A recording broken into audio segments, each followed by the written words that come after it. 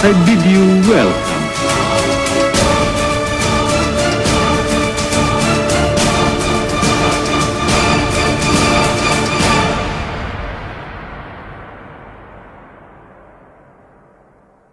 Hey guys, what's up? Today it's raining. I don't know if you can hear it, but it's raining. God is behind me again. No, just kidding. Yeah, it's raining. I don't know if you can see it, but whatever.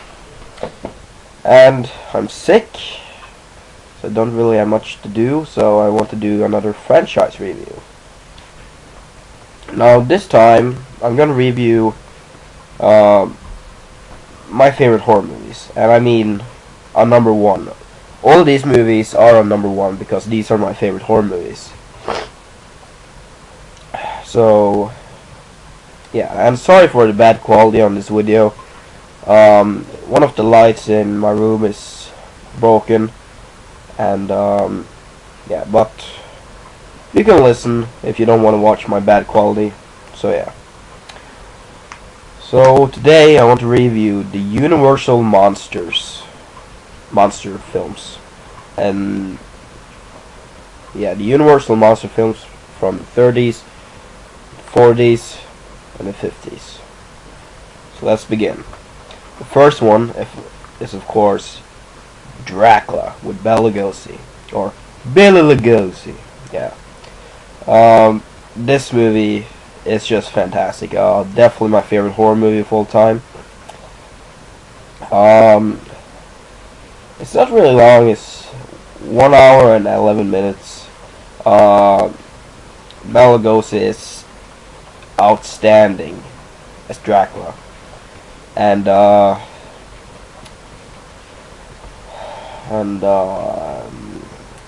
what's this guy again? I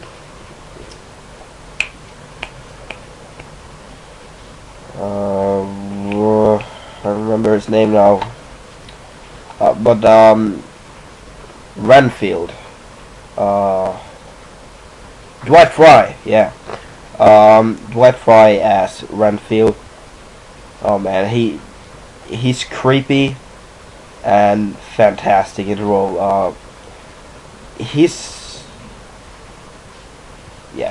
crazy, he's nuts, and he whenever he's in the movie, you can't take your eyes off him, because you just enjoy yourself watching him, because he's such nuts, and it's just so fun to watch. It's crazy. So yeah, not much to say. Just a great movie, and I highly recommend it if you like horror movies. So yeah, Dracula. And next one is The Mummy with Boris Karloff. This was his first movie where he could talk, and he did a pretty good job. But to be honest, I never really cared that much for The Mummy. It was a real good movie, but I never really cared much for it. But still, it is in my favorites, of course, but not my favorite Universal horror film.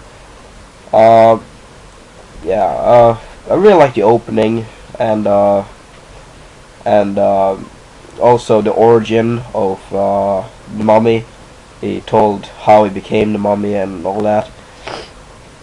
And it was a really good movie, but definitely not Boris Karloff's best role. He's done better, but he did a really good job in this movie, and it was pretty good. Next one is Frankenstein. You know. Yeah, Boris Karloff again plays the monster, and yeah, Bela Lugosi was actually supposed to play the monster, but he didn't want the role because he wouldn't have any dialogues, and so yeah, Boris Karloff, he took the role and became the new legendary monster.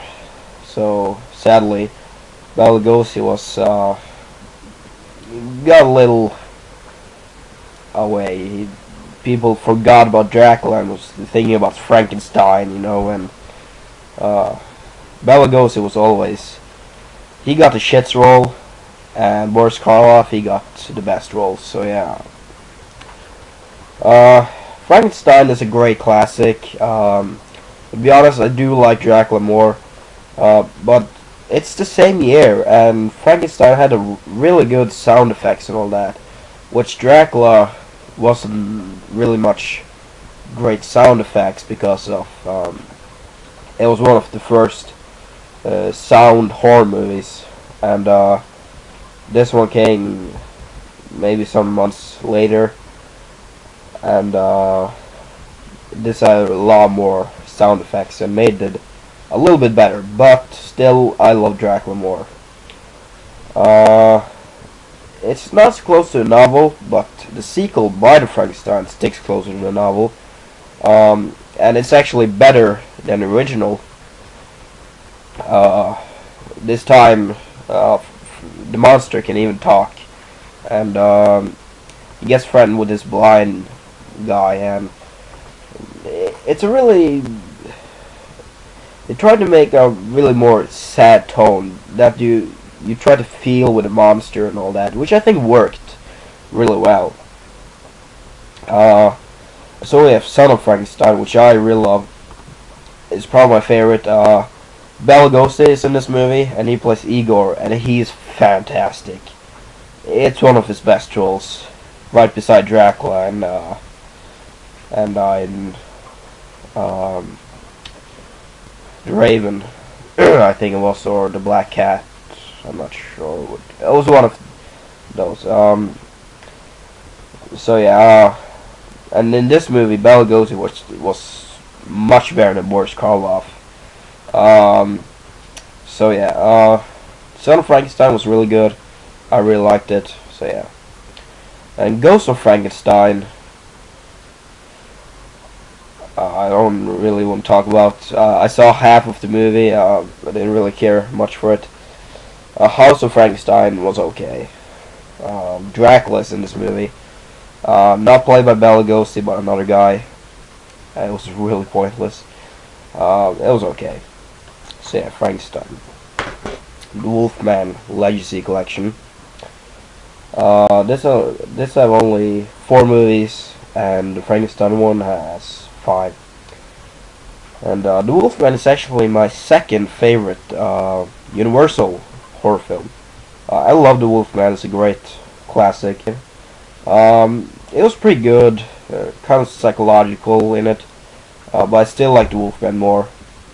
And then we have Frankenstein meets The Wolfman, which is an epic battle with the Wolfman battling the Frankenstein monster.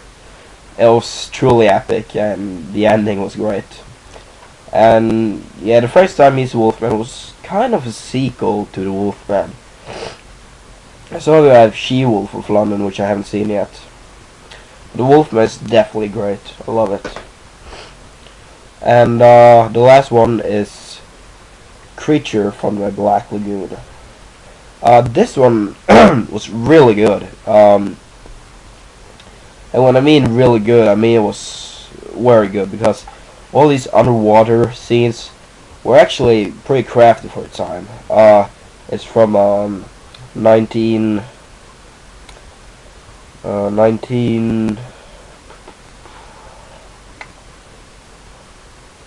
sometimes in the 50s, early 50s, I think, and the underwater scenes was really good at its time.